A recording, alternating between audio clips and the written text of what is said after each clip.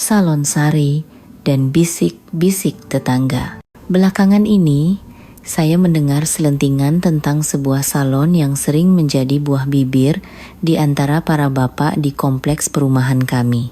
Cerita itu saya dengar dari Pak Eko, teman yang saya kenal dari grup jalan pagi. Pak Budi, katanya kapster salon baru itu servisnya bukan cuma cuci rambut loh. Pak Eko mengatakannya dengan raut muka penuh arti.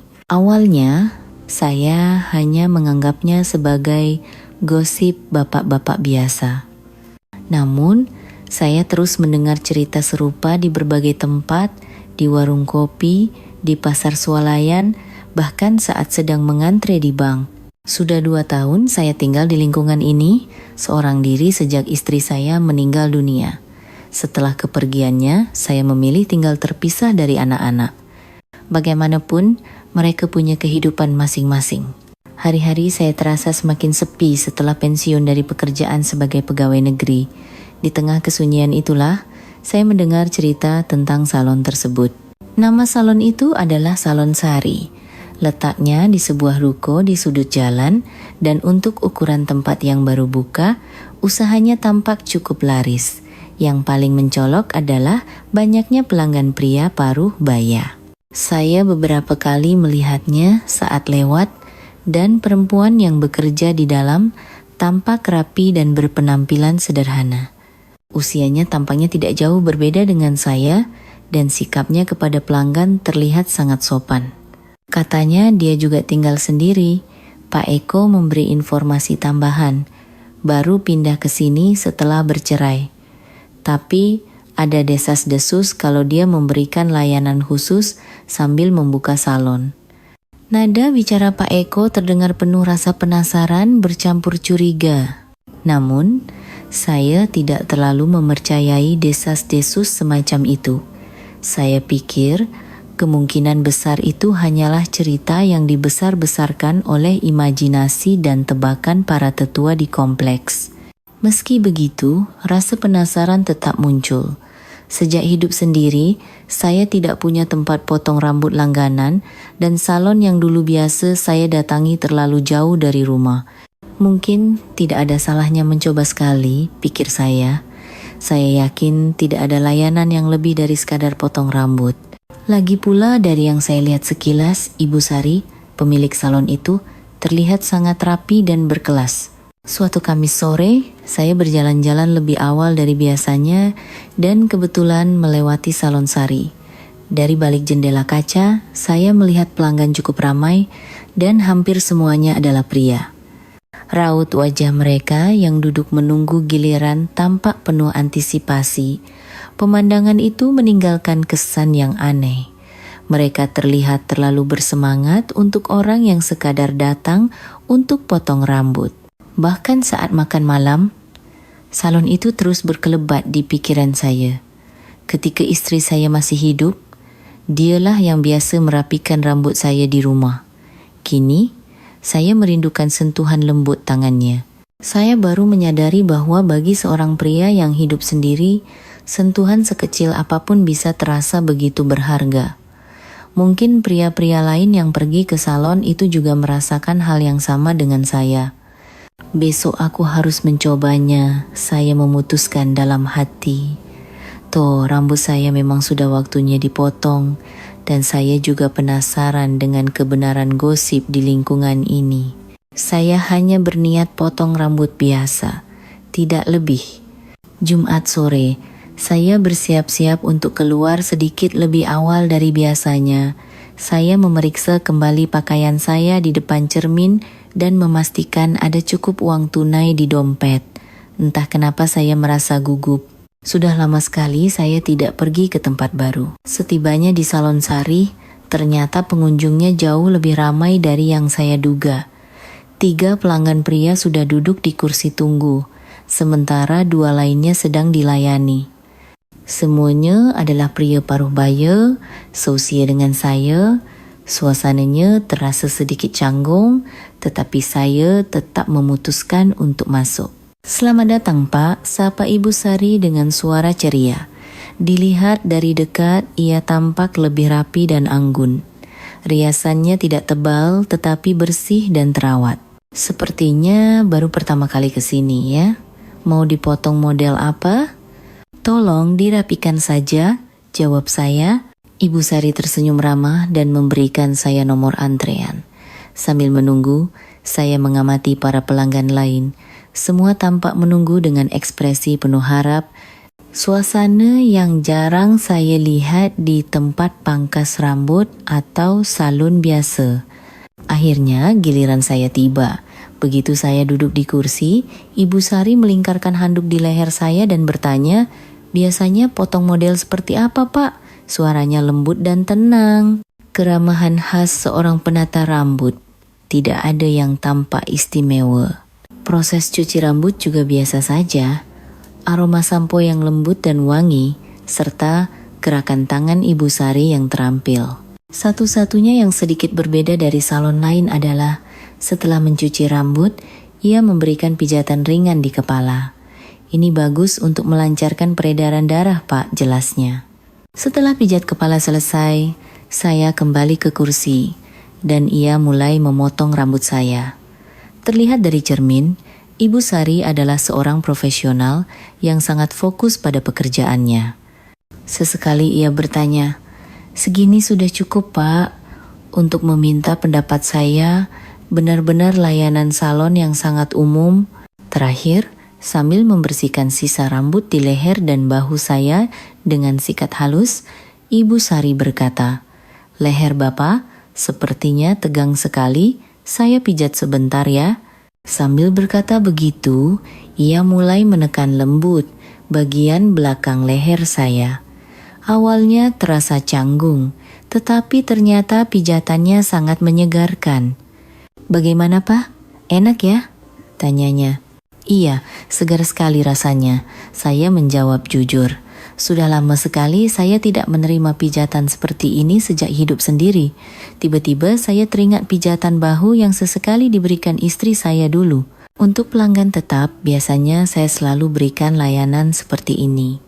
Mengingat usia kita, leher dan bahu sering terasa kaku," jelas Ibu Sari. Mendengar penjelasannya, saya jadi mengerti. Pantas saja para pelanggan lain tampak begitu puas. Layanan selesai. Saat membayar, Ibu Sari berkata, "Datang lagi ya, Pak. Kalau sudah jadi pelanggan tetap, layanannya bisa lebih baik lagi." Kata-katanya meninggalkan sedikit rasa penasaran. Saya merasa lega karena gosip aneh itu ternyata salah paham. Tetapi di saat yang sama, saya semakin ingin tahu mengapa semua orang begitu ketagihan. Saat saya melangkah keluar, saya menoleh ke belakang dan melihat Ibu Sari melambaikan tangan dari balik jendela. Gestur yang terasa begitu alami dan hangat. Dalam perjalanan pulang, saya melihat pantulan diri saya di kaca etalase toko. Penampilan saya jelas terlihat lebih rapi dan leher serta bahu saya terasa jauh lebih ringan. Malam itu, saat berbaring di tempat tidur, saya terus memikirkan Ibu Sari. Kesan pertama saya sangat berbeda dari desas-desus yang beredar. Firasat saya bahwa ia bukan perempuan seperti itu ternyata benar. Sekitar sebulan telah berlalu sejak kunjungan pertama saya. Rambut saya mulai panjang lagi dan yang lebih penting, saya terus teringat akan segarnya pijatan leher yang saya terima hari itu. Sejak istri saya tiada, saya belum pernah menerima sentuhan hangat seperti itu. Bagi seorang pria yang hidup sendiri, sentuhan kecil semacam itu bisa menjadi penghiburan yang luar biasa. Pada hari Selasa pagi, saya memutuskan untuk pergi lebih awal. Terakhir kali saya ke sana, pengunjungnya terlalu ramai sehingga saya harus menunggu lama. Saya pikir, pagi hari di hari kerja pasti akan lebih sepi. Setibanya di Salon Sari, dugaan saya benar, pengunjungnya nyaris tidak ada. Hanya ada satu orang yang sedang dilayani dan tidak ada yang menunggu. "Selamat pagi, Pak." "Datang lagi ya," sapa Ibu Sari dengan ramah. Saya merasa senang karena ia masih mengingat saya. "Mau dipotong seperti kemarin, Pak?" tanyanya dengan nada akrab. "Iya, tolong ya," jawab saya sambil duduk di kursi. Kali ini pun proses cuci rambutnya sama. Hanya saja mungkin karena pagi itu sepi, Ibu Sari terasa lebih santai dalam melayani. Pijatan kepalanya juga terasa sedikit lebih lama dari sebelumnya. "Akhir-akhir ini tidur nyenyak, Pak?" tanyanya, memulai percakapan ringan. "Sejak hidup sendiri, tidur saya jadi kurang pulas," jawab saya jujur. "Oh, begitu ya Pak. Saya juga tinggal sendiri.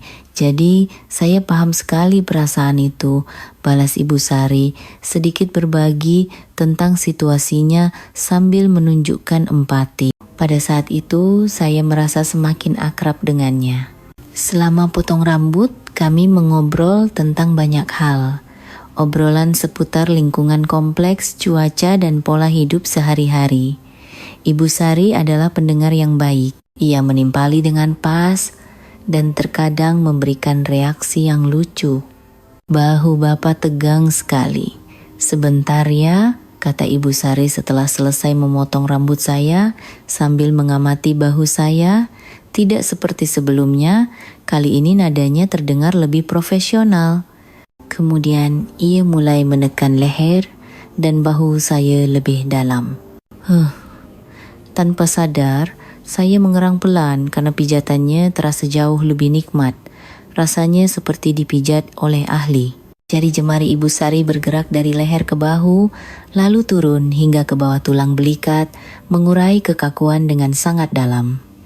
"Dulu waktu muda saya pernah ikut kursus pijat, Pak. Jadi saya cukup tahu titik-titik sarafnya jelasnya." "Wah, hebat sekali Anda. Ini nikmat sekali." Saya mengungkapkan rasa terima kasih dengan tulus. Sudah sangat lama saya tidak menerima pijatan profesional seperti ini. Tidak, bahkan saat istri saya masih ada pun, saya belum pernah merasakan pijatan seperti ini. Untuk pelanggan setia, saya selalu berikan layanan seperti ini.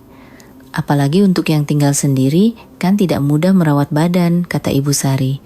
Saya sangat setuju dengan ucapannya, memang benar. Selama hidup sendiri, tidak ada cara yang pas untuk mengatasi lelah dan pegal-pegal di badan. Ketika pijatan selesai, tubuh saya terasa sangat ringan. Rasa berat di leher dan bahu saya benar-benar hilang. "Bagaimana, Pak?" tanya Ibu Sari dengan raut wajah puas.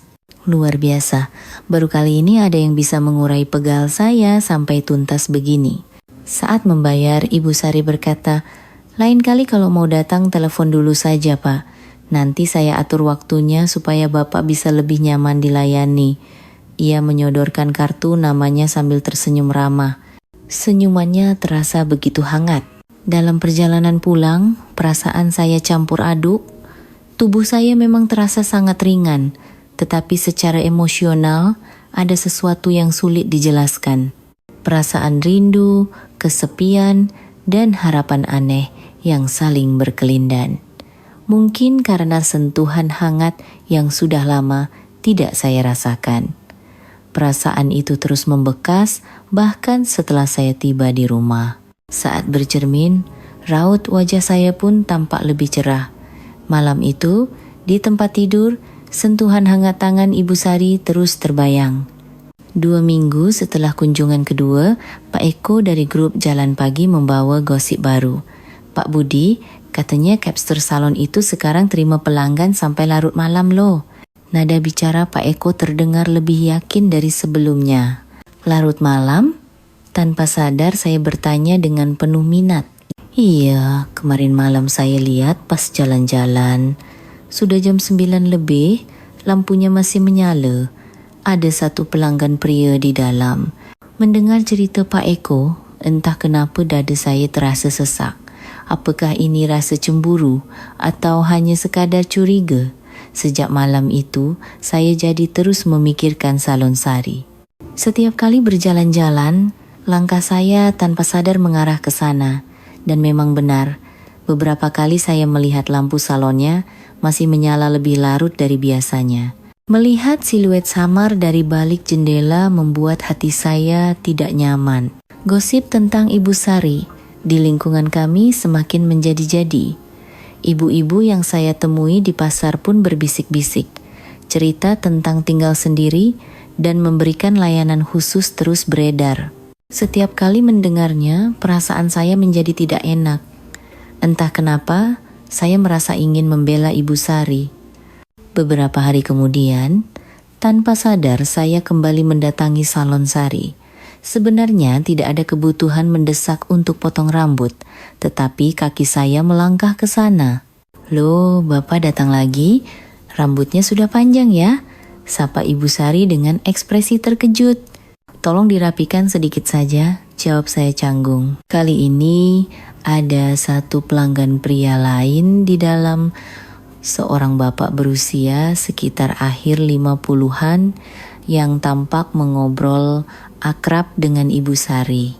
"Bu Sari, berkat pijatan ibu waktu itu, badan saya jadi enak sekali." Saya mendengar pria itu berkata. Hati saya terasa perih mendengarnya. "Syukurlah kalau begitu, Pak. Hari ini mau saya pijat lagi?" Ibu Sari menjawab dengan ramah. Melihat pemandangan itu, perasaan saya semakin campur aduk. Ternyata bukan hanya saya yang mendapat layanan istimewa itu. Saya merasa sedikit kecewa, sekaligus curiga. Apakah Ibu Sari benar-benar orang seperti itu? Saat giliran saya tiba dan saya duduk di kursi, Ibu Sari bertanya, "Hari ini mau dirapikan bagaimana, Pak?" Suaranya tetap ramah seperti biasa, tetapi setelah melihat keakrabannya dengan pelanggan tadi, rasanya ada yang berbeda. "Rapikan sedikit saja." Selama dicuci rambut, pikiran saya terus tertuju pada pelanggan pria tadi. Fakta bahwa Ibu Sari memberikan pijatan yang sama kepada orang lain sulit saya terima.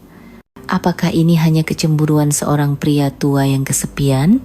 Atau jangan-jangan memang ada hubungan khusus di antara mereka? "Lehernya kaku lagi ya, Pak?"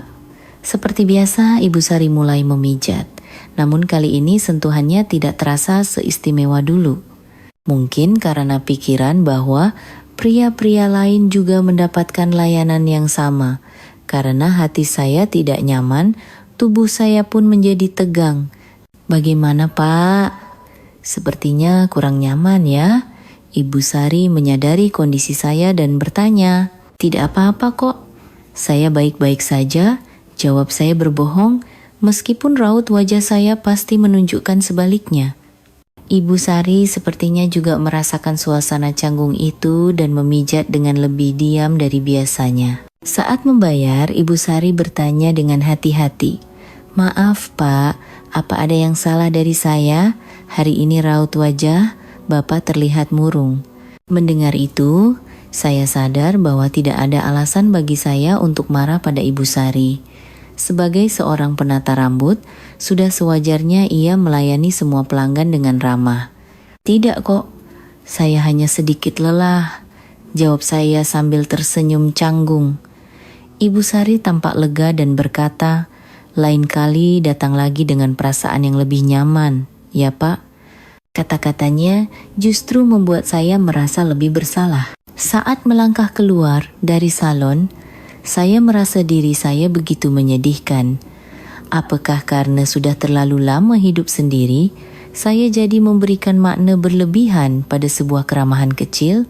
Ibu Sari hanyalah seorang penata rambut yang ramah, tetapi saya sendiri yang memendam perasaan aneh. Malam itu di tempat tidur, saya terus merenung. Sepertinya ini pertama kalinya saya menaruh perhatian pada seorang wanita sejak istri saya meninggal. Tapi cemburu pada orang yang tidak saya kenal sama sekali? Merasakan hal ini di usia senja membuat saya merasa konyol sekaligus sedih. Saya juga kembali memikirkan gosip-gosip di lingkungan. Keraguan bahwa Ibu Sari mungkin bukan sekadar penata rambut biasa terus muncul. Namun, Ibu Sari yang saya temui langsung tidak tampak seperti orang seperti itu. Ia adalah orang yang sangat rapi dan sopan. Saya benar-benar tidak tahu mana yang benar. Perasaan campur aduk dari kunjungan terakhir itu terus membekas di hati saya selama lebih dari seminggu.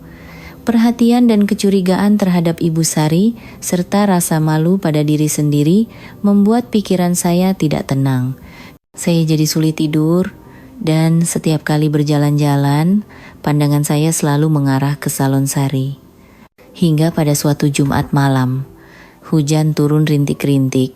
Dan karena tidak bisa tidur, saya membawa payung untuk berjalan-jalan larut malam.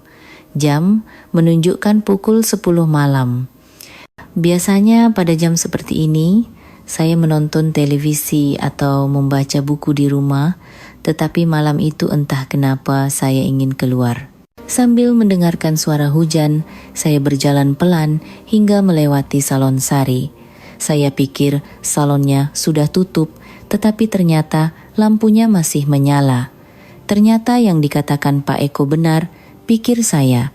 Karena penasaran, saya hendak mendekat, tetapi tiba-tiba pintu salon terbuka dan seorang pria keluar. Pria itu tampak berusia awal 40-an dan cara berjalannya tidak wajar. Ia berjalan sempoyongan, lalu tiba-tiba berbalik lagi ke arah salon dan mulai menggedor-gedor pintu kaca. "Sari! Hei Sari!" Suaranya terdengar seperti orang mabuk. Ibu Sari membuka pintu. Wajahnya tampak panik. "Anda mau apa lagi? Sudah saya bilang sudah selesai." Suara Ibu Sari terdengar tegas, tetapi bergetar. Namun, pria itu tidak peduli dan terus membuat keributan. "Kenapa begitu? Kamu melayani semua pria lain. Kenapa aku tidak?" teriak pria itu. Tiba-tiba ia menarik pergelangan tangan Ibu Sari dengan kasar. "Sakit, lepaskan." Ibu Sari merintih kesakitan dan mencoba melepaskan tangannya, tetapi pria itu justru menjengkramnya lebih erat. Melihat pemandangan itu, saya tidak bisa diam saja. Pikiran untuk menolongnya melintas secepat kilat. "Hei Anda!" teriak saya dengan suara keras sambil mendekati mereka. Pria itu menoleh ke arah saya dan sedikit mengendurkan cengkeramannya. "Lepaskan tangan Anda," kata saya, berusaha setenang mungkin tetapi dengan nada tegas. Usia saya memang sudah tidak muda dan saya tidak yakin bisa berkelahi, tetapi keinginan untuk menolong Ibu Sari jauh lebih besar. Pria itu menatap saya dari atas ke bawah lalu mencibir. "Apa ini? Kakek ini juga pelanggannya? Itu tidak penting. Wanita itu jelas-jelas tidak mau," kata saya sambil melangkah lebih dekat. Hujan terus turun dan saya bahkan tidak bisa memegang payung dengan benar, tetapi saya tidak peduli.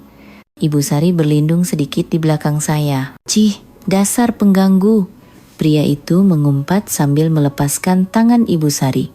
Ia menatap saya dengan tajam dan berkata, "Kakek tua, jangan ikut campur urusan orang." Tetapi saya tidak mundur, cepat pergi. "Kalau Anda terus begini, saya akan panggil polisi." Selama beberapa detik kami saling berhadapan dengan tegang. Tatapan pria itu tampak berbahaya, tetapi saya juga tidak bisa mundur.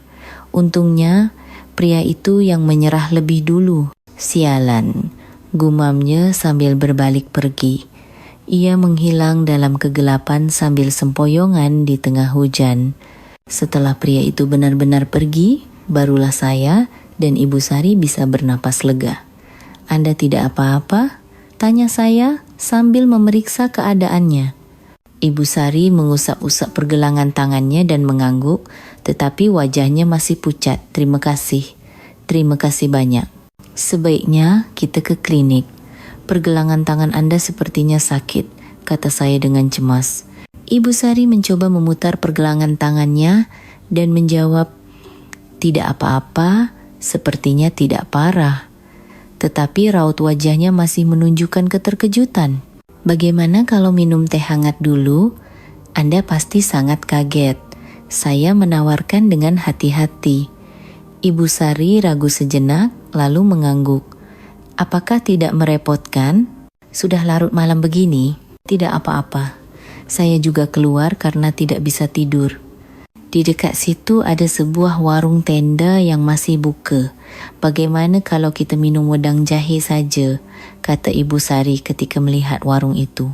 Hujan masih turun, tetapi di dalam warung tenda terasa hangat.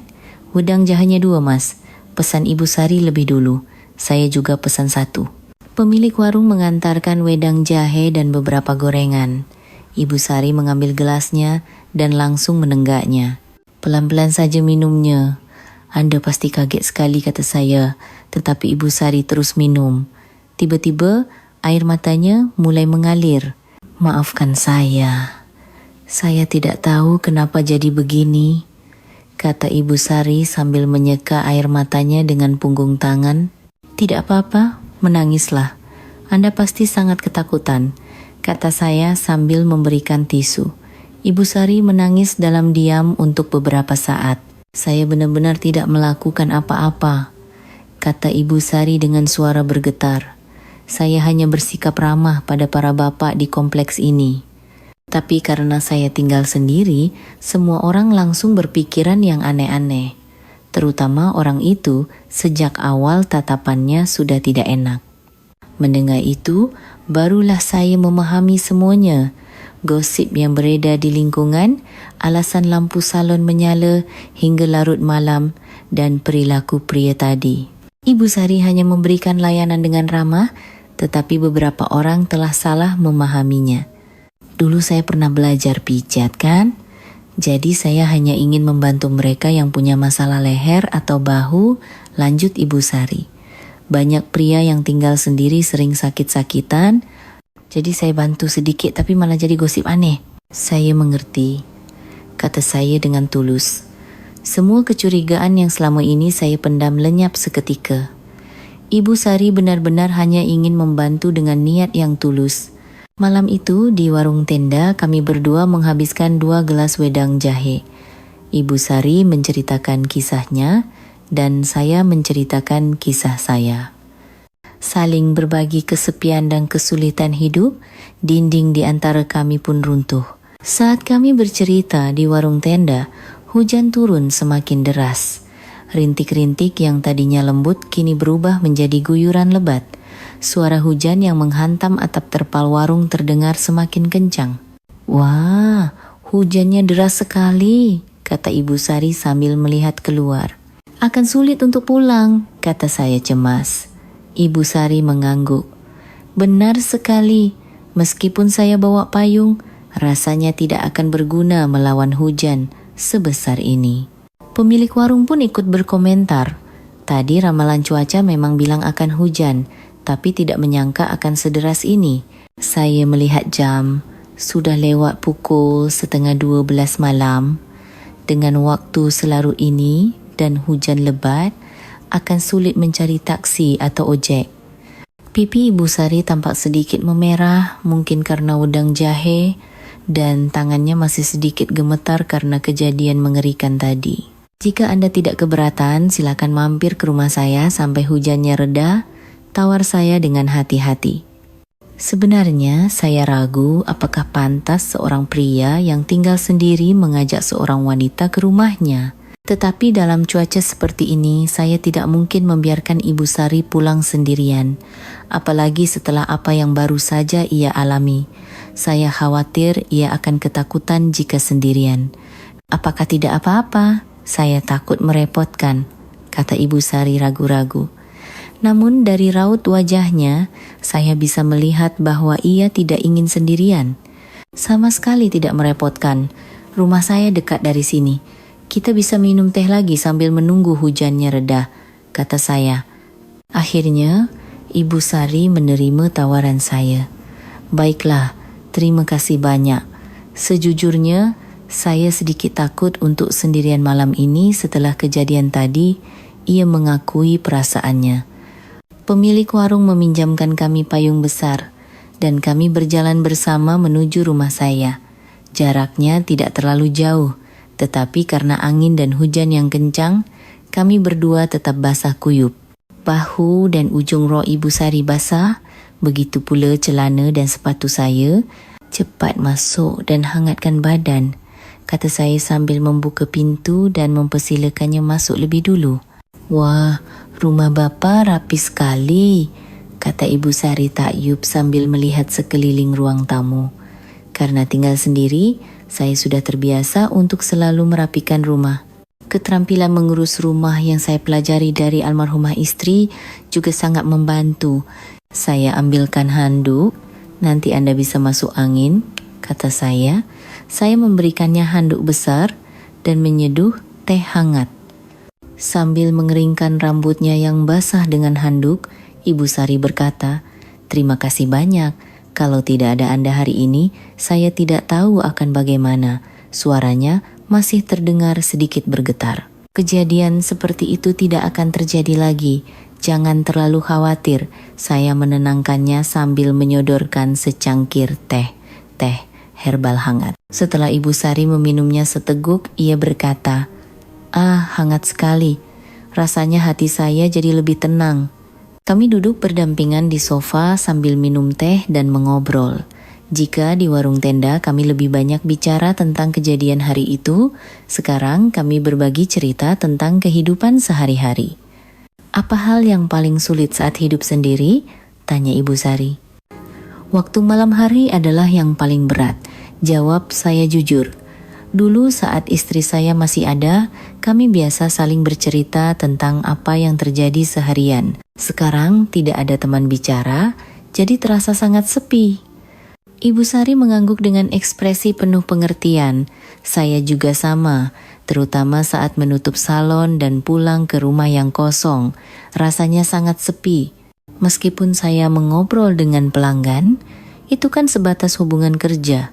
Tidak ada orang yang benar-benar bisa diajak berbagi isi hati. Hidup memang tidak seharusnya seperti ini, gumam saya. Waktu muda dulu, saya pikir wajar jika selalu ada seseorang di sisi kita. Setelah istri meninggal dan menjadi tua sendirian, baru saya sadar betapa beratnya. Terkadang saya sangat merindukan almarhumah istri saya. Ibu Sari mengangguk setuju. Benar sekali. Waktu terus berjalan, sudah lewat pukul 1 malam. Di luar, hujan masih turun, bahkan disertai suara guntur. "Kapan ya hujannya reda?" kata Ibu Sari cemas sambil melihat keluar jendela. "Saya lihat ramalan cuaca dulu," kata saya sambil menyalakan televisi. Katanya hujan akan terus turun sampai jam 3 pagi. Raut wajah Ibu Sari menjadi muram. "Lalu bagaimana? Selarut ini pasti sudah tidak ada taksi." Ia tampak sangat khawatir. "Kalau begitu menginap saja di sini," tawar saya sekali lagi. "Saya akan tidur di kamar dan Anda bisa tidur di sofa. Selimutnya cukup kok." Ibu Sari berpikir sejenak, lalu berkata, "Apakah benar tidak apa-apa?" Saya merasa sangat merepotkan. "Sama sekali tidak. Justru saya lebih khawatir jika membiarkan Anda pulang sendirian selarut ini." "Saya tulus," kata saya sungguh-sungguh. Akhirnya Ibu Sari mengangguk. "Baiklah, terima kasih banyak. Hari ini saya benar-benar banyak berterima kasih pada Anda." Saya mengambil selimut dan bantal cadangan dari kamar tidur dan merapikan sofa untuknya. "Kalau ada lagi yang dibutuhkan, katakan saja." "Ini sudah lebih dari cukup. Terima kasih banyak," kata Ibu Sari sambil tersenyum. Senyumannya membuat hati saya terasa hangat. Saat saya hendak masuk ke kamar, Ibu Sari memanggil dengan pelan, "Pak Budi." "Ya?" Saya berbalik. Ibu Sari berdiri dengan ekspresi serius. "Hari ini, terima kasih banyak. Saya sangat bersyukur bisa bertemu dengan orang seperti Anda." Mendengar itu, hati saya tersentuh. Justru saya yang berterima kasih. Saya senang bisa menolong Anda hari ini. Kami saling memandang dalam diam sejenak. Ada perasaan yang sulit diungkapkan dengan kata-kata melayang di udara. "Kalau begitu, sampai besok pagi," kata Ibu Sari lebih dulu. "Iya, selamat tidur," jawab saya dan masuk ke kamar. Berbaring di tempat tidur, saya tidak bisa tidur untuk waktu yang lama. Kejadian sepanjang hari ini terus berputar di kepala saya. Saya baru bisa terlelap sekitar jam 2 pagi, tetapi terbangun lagi karena mendengar suara. Ada suara kecil dari ruang tamu. Saya pikir mungkin Ibu Sari tidak bisa tidur, jadi saya keluar dengan pelan. Ternyata Ibu Sari sedang duduk di sofa sambil memandang keluar jendela. "Tidak bisa tidur?" tanya saya hati-hati. "Iya, kejadian tadi terus terbayang," jawabnya sambil menoleh. Wajahnya masih menunjukkan sisa-sisa kecemasan. "Mau saya buatkan susu hangat?" "Tidak usah, terima kasih." Saya hanya ingin duduk sebentar. Jadi, saya pun duduk di sampingnya. Kami duduk berdampingan sambil memandang keluar. Hujan sepertinya sudah sedikit mereda. Anda pasti lelah sekali hari ini, kata saya. Jujur saja. Iya, jawab Ibu Sari dengan suara bergetar. Saya khawatir orang-orang seperti itu akan datang lagi. Mendengar itu, hati saya terasa sakit. Saya meletakkan tangan saya dengan hati-hati di bahunya. Saya akan bantu Anda. Kalau ada kejadian seperti itu lagi, kapanpun hubungi saya. Ibu Sari memandang saya, matanya mulai berkaca-kaca. Benarkah? Apakah saya boleh begitu? Tentu saja, jika istri saya mengalami hal ini, saya pasti akan menolongnya tanpa ragu. Kata saya tulus. Ibu Sari menggenggam tangan saya yang ada di bahunya. Kehangatan tangannya terasa menjalar. Pak Budi orang yang sangat baik. Orang lain tidak akan pernah membicarakan istri mereka seperti itu. Anda pasti sangat mencintai almarhumah istri Anda, kata Ibu Sari pelan. Iya, saya sangat mencintainya. Tapi setelah 2 tahun saya mulai bisa menerima. Istri saya juga orang yang hangat seperti Anda, jawab saya. Kami saling memandang, merasakan hati kami semakin dekat. Sudah lama sekali saya tidak merasakan perasaan seperti ini. Sambil berpegangan tangan, kami secara alami saling berpelukan. Ibu Sari bersandar dengan nyaman di pelukan saya, dan saya memeluknya dengan hangat. Ini bukan sentuhan nafsu, melainkan sentuhan untuk saling menghibur. Pelukan hangat yang membalut luka dan kesepian masing-masing. Orang ini tulus. Mungkin kami berdua sama-sama berpikir begitu. Setelah berpelukan cukup lama, kami secara alami tertidur bersama di sofa. Malam itu, untuk pertama kalinya, kami bisa tidur dengan nyenyak di ruang yang sama. Sejak malam itu, hubungan saya dan Ibu Sari banyak berubah. Setelah saling membuka hati, kami secara alami menjadi lebih dekat. Ibu Sari tidak perlu lagi merasa takut sendirian, dan saya akhirnya memiliki seseorang untuk diajak bicara dari hati ke hati. Kami mulai sering makan malam bersama atau berjalan-jalan setidaknya 3 atau 4 kali seminggu. Salon milik Ibu Sari juga sedikit berubah. Setelah kejadian menakutkan itu, ia memutuskan untuk tidak lagi buka hingga larut malam. Ia juga dengan sopan menolak beberapa pelanggan yang bermasalah. Keselamatan adalah yang utama, kata saya mendukungnya.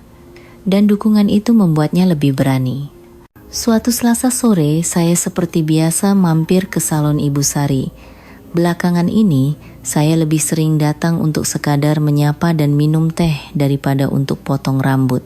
Ibu Sari juga senang dengan kedatangan saya. Dan kami biasa mengobrol saat tidak ada pelanggan. Namun, sekitar jam 4 sore hari itu, pintu salon terbuka dan seorang wanita parubaya masuk. Saya belum pernah melihatnya, tetapi ia tampak terkejut begitu melihat Ibu Sari. Ya ampun, Sari, benar ini kamu, seru wanita itu dengan suara keras. Raut wajah Ibu Sari langsung menegang. Mbak, kok bisa sampai sini? Suara Ibu Sari bergetar. Wanita itu sepertinya kenalan lama Ibu Sari, tetapi pertemuan mereka lebih terasa canggung daripada menyenangkan. Aku dengar gosip, katanya kamu buka salon di sini. Ternyata benar, kata wanita itu sambil melihat sekeliling salon. Mbak, bisa kita bicara di luar sebentar? Kata Ibu Sari dengan cemas. Tidak usah, di sini saja. Toh tidak ada yang perlu disembunyikan. Nada bicara wanita itu semakin tajam. Saya punya firasat buruk. Kamu mulai lagi kerjaan seperti ini setelah kasus pijat tempo hari itu? Tanya wanita itu belak-belakan. Wajah Ibu Sari menjadi pucat pasi. Mbak, bukan begitu. Di sini saya benar-benar hanya buka salon. Ibu Sari mencoba membela diri. Tetapi wanita itu tidak mau mendengarkan. Sari, kamu itu pintar. Kenapa melakukan hal seperti ini lagi? Dulu kan kamu sudah sangat menderita. Suara wanita itu semakin keras.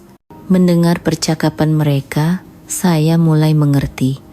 Sepertinya ada sesuatu yang terjadi di masa lalu Ibu Sari. "Mbak, tolong," kata Ibu Sari dengan mata berkaca-kaca. Tetapi wanita itu terus berbicara. Katanya para tetangga mulai bergosip lagi. Banyak pelanggan pria yang datang. Jangan-jangan nanti ada gosip aneh lagi seperti dulu. Saya tidak bisa diam saja. "Maaf, tapi Ibu Sari benar-benar hanya menjalankan salonnya dengan jujur." Saya menyela. Wanita itu menatap saya tajam dan menjawab ketus. "Pelanggan tahu apa? Saya teman Ibu Sari. Dan saya juga pelanggan tetap di sini," kata saya dengan tegas. "Ibu Sari adalah orang yang sangat baik dan jujur. Anda tidak seharusnya berbicara seperti itu." Ibu Sari menatap saya dari belakang dengan penuh terima kasih. Wanita itu menghela napas dan sedikit melunakkan nadanya. "Maaf, saya mungkin terlalu blak-blakan. Saya hanya khawatir pada Sari." Lalu ia menatap Ibu Sari dan berkata, "Sari, aku sangat khawatir karena kejadian dulu." Ibu Sari menghela napas dalam-dalam dan duduk di kursi. "Mbak, aku tidak mau bicara masa lalu di sini. Ada pelanggan," katanya sambil melirik ke arah saya. Saat itu, saya yakin ada luka besar di masa lalu Ibu Sari. "Baiklah, maaf. Nanti aku hubungi lagi," kata wanita itu sambil berdiri. "Sari, hati-hati ya, jangan sampai kejadian dulu terulang lagi." Setelah berkata begitu, ia pergi. Setelah pintu tertutup, keheningan menyelimuti salon. Ibu Sari menundukkan kepalanya cukup lama, lalu berkata pelan, "Pak Budi, pasti ada yang ingin Bapak tanyakan pada saya kan?" Suaranya berat dan muram. "Saya akan mendengarkan jika Anda memang ingin bercerita, tapi tidak perlu dipaksa," jawab saya hati-hati. Sepertinya suatu saat saya memang harus menceritakannya. Ibu Sari mulai membuka mulutnya perlahan. "Dulu sebelum bercerai, saya pernah membuka panti pijat. Panti pijat kecil yang saya kelola sendiri, dengan izin resmi dan hanya melayani pijat kesehatan." Pengakuan Ibu Sari dimulai. "Awalnya semua berjalan baik. Saya punya keahlian memijat, jadi saya memanfaatkannya untuk mencari nafkah. Pelanggan saya kebanyakan orang tua, dan saya hanya melayani pijat leher, bahu, dan punggung. Benar-benar tempat yang sehat. Tetapi salah satu pelanggan, tetap saya..." Suara Ibu Sari semakin pelan. "Suatu hari tiba-tiba meminta hal yang aneh-aneh. Tentu saja saya tolak. Saya tegaskan kalau tempat saya bukan tempat seperti itu, tapi dia jadi tersinggung. Itulah awal masalahnya," lanjut Ibu Sari. "Dia mulai menyebarkan gosip aneh di lingkungan sekitar. Katanya panti pijat saya melayani hal-hal yang tidak senonoh. Awalnya saya coba abaikan, tetapi gosip itu semakin besar." Saya mendengarkan cerita Ibu Sari dalam diam, hati saya terasa sakit. Orang baik yang mengalami ketidakadilan, pikir saya. "Lalu bagaimana?" tanya saya hati-hati. Gosip itu menyebar sampai ke grup-grup warga. Beberapa pria mulai sengaja menggoda atau meminta hal-hal aneh. Mata Ibu Sari berkaca-kaca. Saya benar-benar tidak melakukan kesalahan apapun. Suami saya pun mendengar gosip itu dan mulai mencurigai saya. Dia tidak percaya pada saya meskipun sudah saya jelaskan berkali-kali, lanjut Ibu Sari dengan suara bergetar. "Akhirnya, karena masalah itu kami bercerai, dan saya harus menutup panti pijat saya. Jadi karena itu Anda pindah ke sini?" kata saya dengan ekspresi mengerti. Ibu Sari mengangguk. "Iya, saya ingin memulai hidup yang benar-benar baru. Saya berusaha sangat hati-hati agar kejadian serupa tidak terulang. Awalnya, meskipun saya lihat pelanggan sakit leher atau bahu, saya takut untuk membantu. Saya takut disalahpahami lagi. Tetapi melihat orang-orang seperti Pak Budi yang tulus berterima kasih, saya mulai membuka hati sedikit demi sedikit," kata Ibu Sari sambil menatap saya. "Pak Budi benar-benar tulus berterima kasih tanpa maksud lain. Tapi ketika gosip aneh mulai beredar lagi, saya jadi teringat masa lalu." Ibu Sari menghela napas. Saya jadi khawatir jangan-jangan akan seperti dulu lagi, jangan-jangan saya harus pindah dari lingkungan ini lagi. Saya menggenggam tangan Ibu Sari dan berkata, "Hal itu tidak akan terjadi. Saya akan bantu Anda, dan Anda tidak melakukan kesalahan apapun." Ibu Sari menggenggam tangan saya erat dan berbisik, "Terima kasih." Waktu itu pun saya hanya ingin hidup jujur, kata Ibu Sari sambil menangis. Tetapi sebagai wanita yang hidup sendiri, setiap kali saya memberikan sentuhan, orang-orang langsung memandang dengan tatapan seperti itu. Rasanya sangat tidak adil. Pada saat itu, saya bisa memahami semua tindakan dan perasaan Ibu Sari, mengapa ia begitu hati-hati, mengapa terkadang ia tampak cemas, dan mengapa ia begitu senang menerima ucapan terima kasih yang tulus. Semuanya menjadi masuk akal.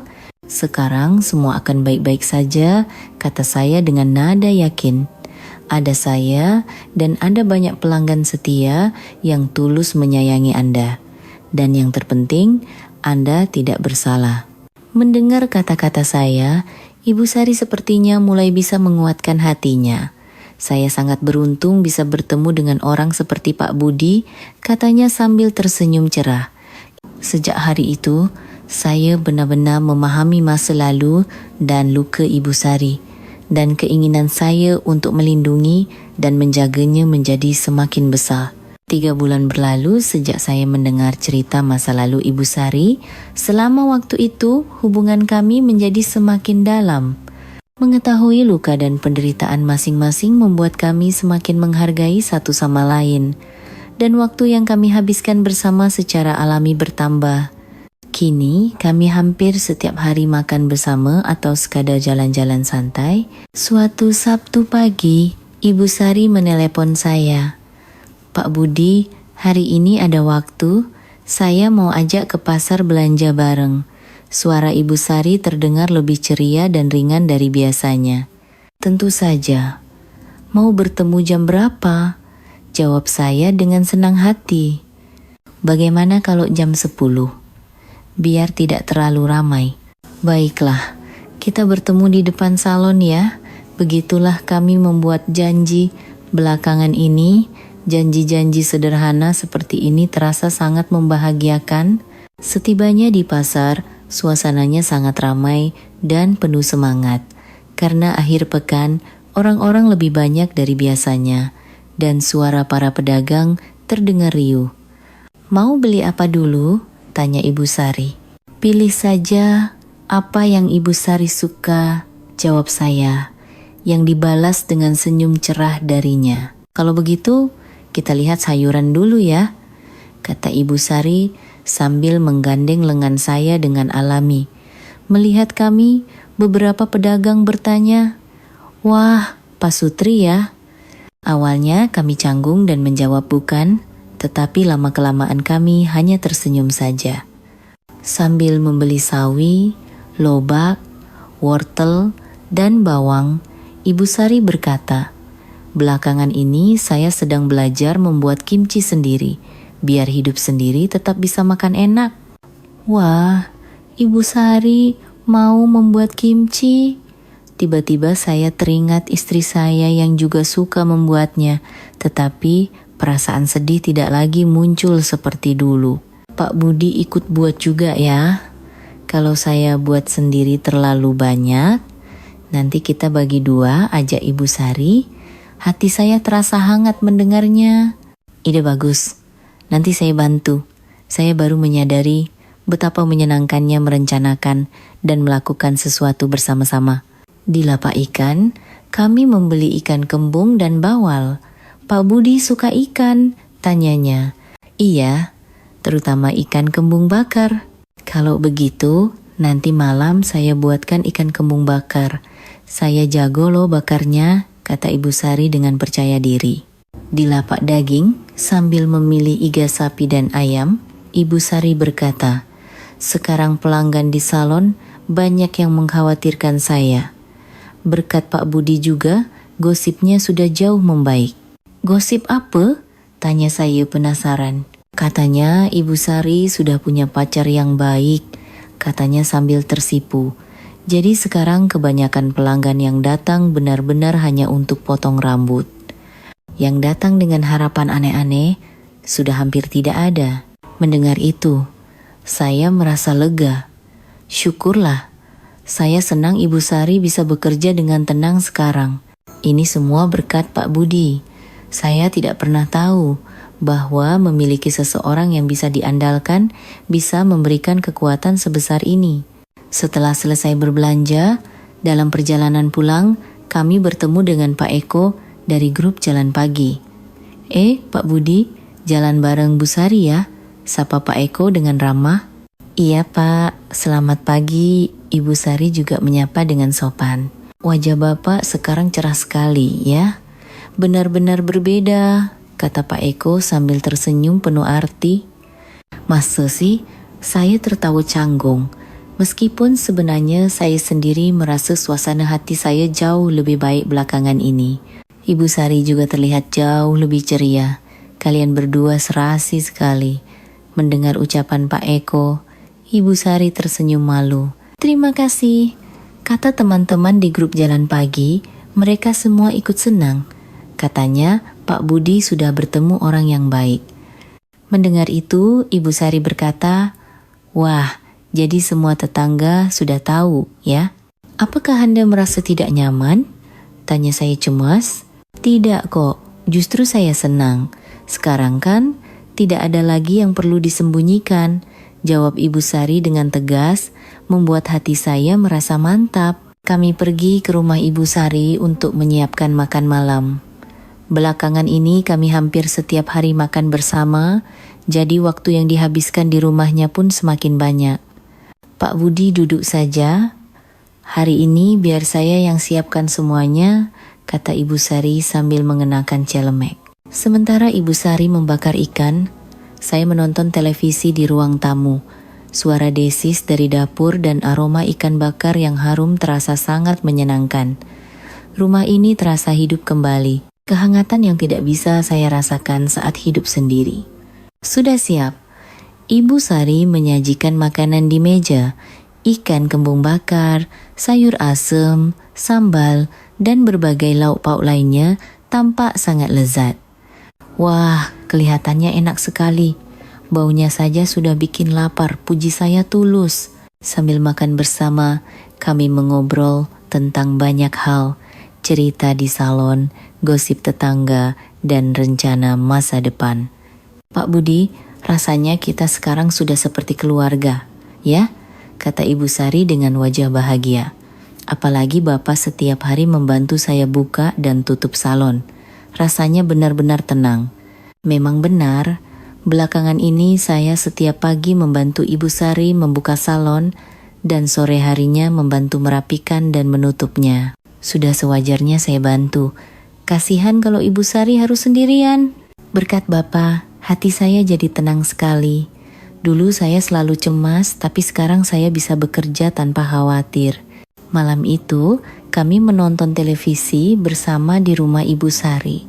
Saat menonton sinetron, Ibu Sari tertidur sambil bersandar di bahu saya. Melihat wajahnya yang tertidur pulas, hati saya terasa hangat. Keesokan harinya, pada hari Minggu, kami pergi jalan-jalan pagi bersama. Teman-teman dari grup Jalan Pagi menyambut Ibu Sari dengan ramah, dan semua orang tampak iri melihat kami berdua. Pak Budi benar-benar bertemu orang yang baik ya. Kalian serasi sekali. Menerima ucapan selamat dari teman-teman membuat hati saya bangga. Sambil berjalan, Ibu Sari berpikir, hal yang paling berat selama hidup sendiri adalah kesepian. Sesibuk apapun, saat kembali ke rumah, ia selalu sendirian. Ada kabar gembira pun tidak ada orang untuk berbagi, tetapi sekarang berbeda. Ada Pak Budi, teman hidup yang bisa diandalkan, seseorang untuk berbagi tawa dan kekhawatiran. Pekerjaan di salon pun tidak lagi menakutkan, dan setiap hari terasa penuh harapan.